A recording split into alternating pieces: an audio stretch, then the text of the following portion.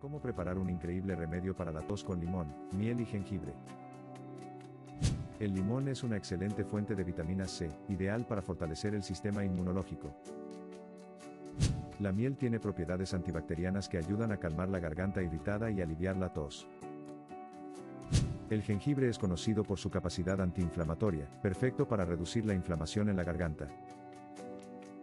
Selecciona ingredientes frescos, un limón, miel pura y jengibre fresco para obtener mejores resultados. Hierve un trozo de jengibre de 10 gramos en agua por 10 minutos, incorpora miel al gusto y el jugo de un limón. Toma este remedio a cucharadas para desinflamar tu garganta y disminuir la tos. Recuerda, somos remedios naturales saludables. Comparte este video con gente que lo necesite. Suscríbete para más recetas saludables y consejos.